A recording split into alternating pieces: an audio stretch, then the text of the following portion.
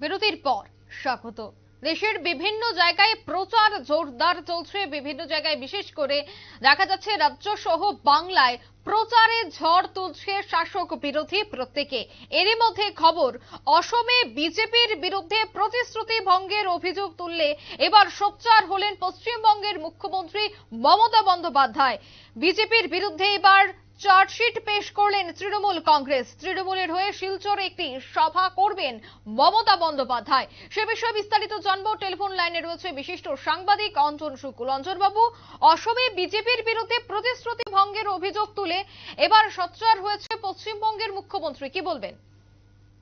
দেখো, বিজেপির বিরুদ্ধে প্রতিশ্রুতি ভঙ্গের অভিযোগ তৃণমূলের চার্জশিট পেশ করলো অসমে। অসমে আমরা জানি এনআরসি এবং সিএ এই ব্যাপারটা নিয়ে কিন্তু দীর্ঘদিন ধরে লড়াই করছে আমাদের তৃণমূল সরকার, অর্থাৎ মমতা বন্দ্যোপাধ্যায়। মমতা বন্দ্যোপাধ্যায় চাচ্ছেন তিনি এই সিএ এবং এনআরসি বিরোধিতা করে জোরদার প্রচার চালাবেন আসামে। বিজেপি আমলে সুসংগঠিত দুর্নীতি সহ মোদির গ্যারেন্টি জিরো ওয়ারেন্টি নামে একটি প্রতিবাদ সভা হবে। চার্জশিটে পেশ করে তিনি বিজেপি শাসিত রাজ্যে প্রচার শুরু করলো অসম তৃণমূল কংগ্রেস। লোকসভা নির্বাচনের আগে বিজেপি বঞ্চনা করেছে, এই অভিযোগকে সামনে রেখে কয়েক দফা তথ্য তুলে ধরে তৃণমূল কংগ্রেস প্রচার চালাচ্ছে, যেখানে গুরুত্ব পাচ্ছে বরাক বঞ্চনার কথা।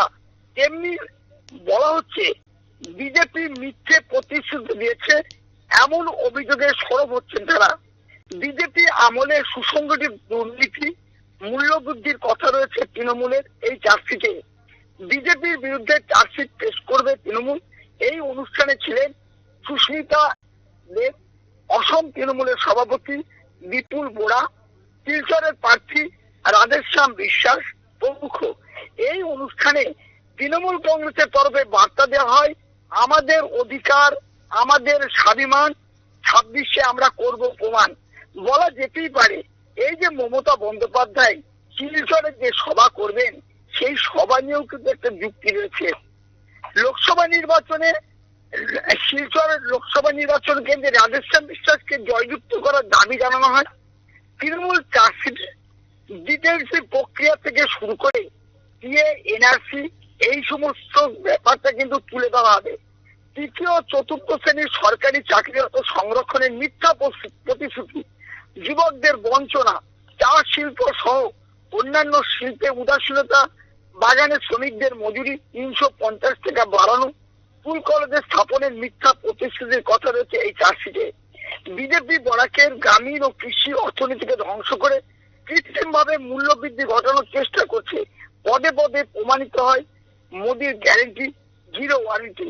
এখন বলা যেতেই পারে মমতা বন্দ্যোপাধ্যায় শিলচরে যখন সভা করবেন, তিনি তো ইন্ডিয়া জোটের একটা শরিক। সেই শরিক হিসাবে আমরা জানি যে আসামের তৃণমূল কংগ্রেসের একটা ভালো শক্তপোক্ত জায়গা রয়েছে। সেইখানে তিনি যখন সভা করবেন, ইন্ডিয়া জোটের শরিক হিসাবে কংগ্রেসকে আমন্ত্রণ করবে কিনা আমরা যেটা সূত্র মাত্র জানতে পারছি। এখনো কিন্তু তৃণমূল কংগ্রেসের পক্ষ থেকে সেরকম ধরনের কোনো আভাস কিন্তু মেলেনি। যদি সেটা না হয়, কি মনে হয় একতরফা ভাবে তিনি সেখানে প্রচার করবেন? সেইটা নিয়ে এখন যেহেতু পশ্চিমবঙ্গে 42টি আসনে তৃণমূল কংগ্রেস একাই কিন্তু সমস্ত আসন সিট দিয়ে দিয়েছে, সেখানে যদি আসামে তিনি করবেন বলে এখন আমরা জানতে পারছি না। একতরফা ভাবে করতে পারেন, যেহেতু একটা ধাক্কা খেয়েছে পশ্চিমবঙ্গে ইন্ডিয়া জোট। এবার যদি মমতা বন্দ্যোপাধ্যায় আসামে কংগ্রেসকে বা ইন্ডিয়া জোটের শরিকদেরকে আমন্ত্রণ না করে বা মিটিংয়ে না ডাকে, তাহলে বলা যেতেই পারে কিন্তু তিনি একতরফা যদি করেন, তাহলে ইন্ডিয়া জোট কিন্তু মুখ থুবড়ে পড়বে লোকসভা নির্বাচনে। একদমই। ধন্যবাদ অঞ্জন বাবু। অর্থাৎ তিনি শিলচরে যে সভা করবেন বা যে জনসভা করার এই মুহূর্তে কথা রয়েছে, সেই জনসভায় কংগ্রেসকে আমন্ত্রণ করা হবে কিনা বা সেই আমন্ত্রণে সাড়া দিয়ে কংগ্রেস সে জনসভায় উপস্থিত থাকবেন কিনা, তার দিকে কিন্তু নজর রেখেছে রাজনৈতিক বিশ্লেষকরা। নিয়ে নিচে ছোট্ট একটি বিজ্ঞাপন বিরতি, সঙ্গে থাকুন।